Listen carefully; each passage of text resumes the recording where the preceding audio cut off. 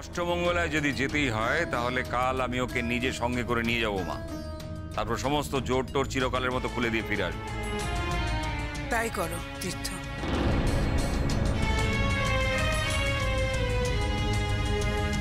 উফ বাবা, এতদিনে বাড়িতে শান্তি ফিরবে তাহলে। যা বলেছিস, বড় মামির দিকে তো তাকানোই যায় না। এই কদিনের চেহারাটা একেবারে অর্ধেক হয়ে গেছে। দেখ কেন, বড় মামুকে দেখলে কি কষ্ট হয় বলতো? মা, হঠাৎ তোমার মত বদল? আমার মত বদলের কারণটা জানা বেশি জরুরি, নাকি মত বদলের কারণে যে সিদ্ধান্তটা নেওয়া হয়েছে তার অনুযায়ী কাজটা করা বেশি জরুরি?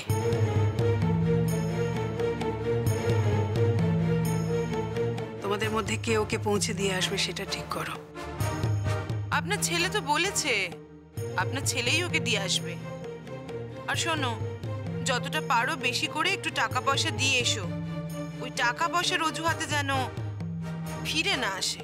কেন বড় বৌমা, ফেরত এলে তুমি ওকে ঝাঁটার বাড়ি মেরে বার করে দিতে পারবে না?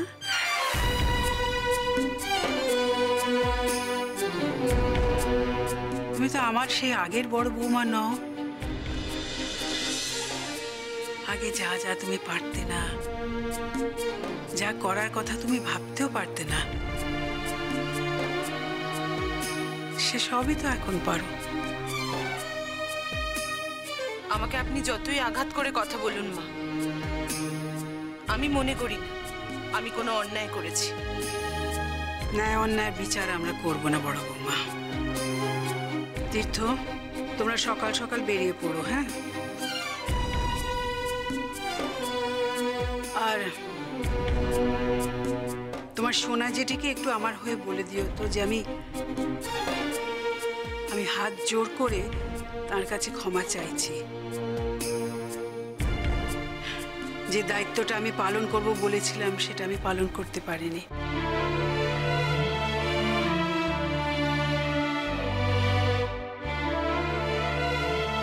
মা, তুমি কি ফাইনালি আমাদের সবার ওপর রেগে গিয়ে ওই মেয়েটাকে বাপের বাড়ি পাঠিয়ে দেওয়ার সিদ্ধান্তটা নিয়ে ফেললে? না দীপু,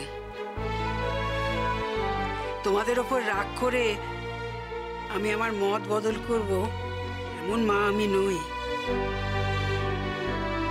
আমি বুঝতে পেরেছি ঘি আর আগুন একসঙ্গে থাকতে পারে না।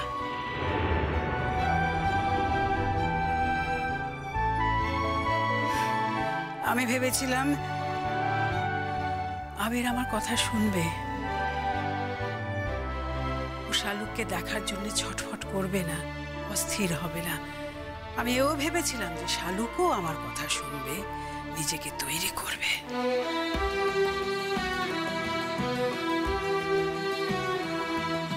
সেটা যখন হলো না, কোনোটাই যখন, আমার তো মা নেই। মা কেমন হয় আমি তা জানতামও না। তোমাকে দেখি বুঝেছি মা আসলে কেমন হয়। আমি তোমার উপর একটুও রাগ করিনি মা।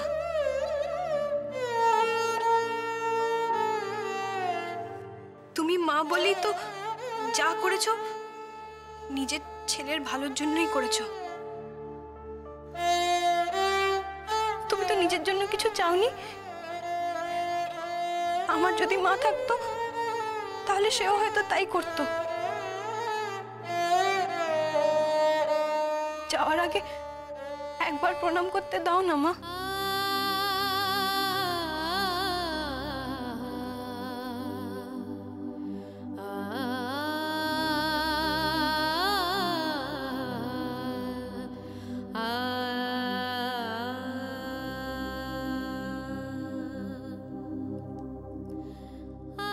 বলছিলাম,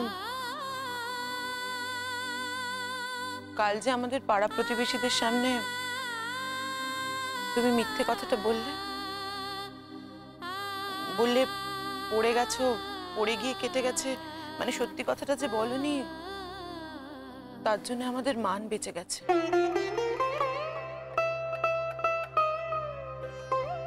তোমার এই কথাটা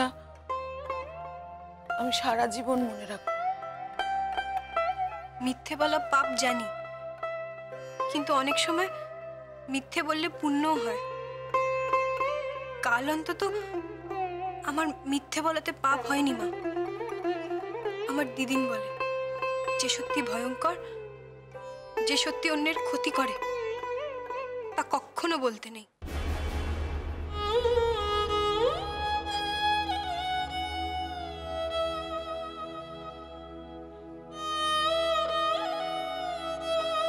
থাক থাক থাক শালুক, একদিন নিজের যোগ্যতায় নিজের জোরে আমাদের বাড়িতে ফিরে এসো, পারবে তো?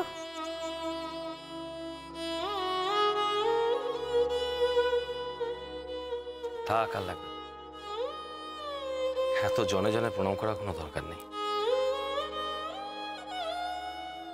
আমরা কিন্তু মনে মনে আশা করে থাকবো তুমি একদিন আবিরের যোগ্য হয়ে উঠবে। আমার দিদিন বলে, আর কিছু হোক না হোক ভালো মানুষ হওয়ার চেষ্টা করো। আমি তাই ভালো মানুষ হওয়ার চেষ্টা করব ছোটন।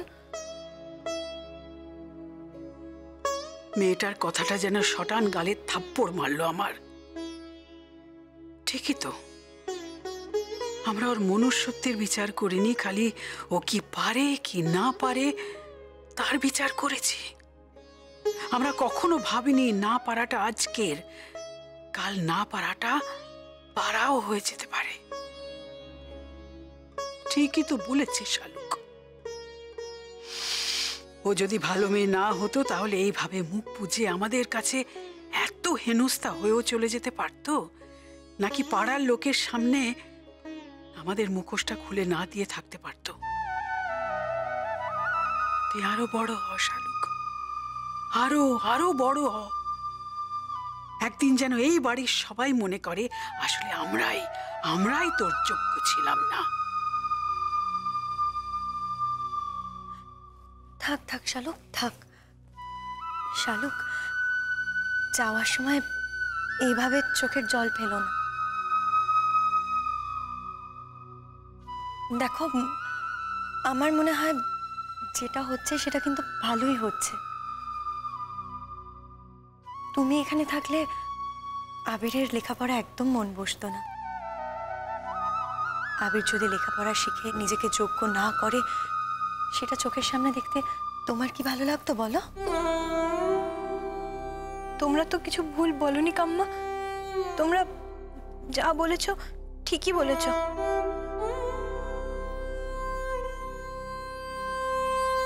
থাক থাক, আবার আমাদের প্রণাম করছো কেন? বারে, তুমি তো আমার দিদি হও, আমার থেকে বড়, তোমায় প্রণাম করব না? তোমার সুটকেসে সব জিনিসপত্র ঠিকঠাক করে গুছিয়েছো তো? তোমার সুটকেসটা কই? তা দেখতে পাচ্ছি না তো। যা জিনিস নিয়ে এসেছিলাম সব তো জানেরই। জানকে ছেড়ে যখন চলেই যাচ্ছি, তখন আর ওসব নিয়ে আমি কি করব? সে কি কথা, একেবারে খালি হাতে চলে যাবে? আমার তো ওখানে জামা কাপড় আছে, বিয়ের আগে যেগুলো পরতাম। বিয়ের আগের জীবনে যখন ফিরেই যাচ্ছি, তখন সেগুলো পরাই ভালো। আর তাছাড়া আমাদের গায়ে অত দামি জামা কাপড় কেউ পরে না। যদি সত্যি কোনোদিনও ফেরা হয়, যদি সত্যি তোমাদের বাড়ির যোগ্য হয়ে উঠতে পারি, সেদিন না হয় পরবো।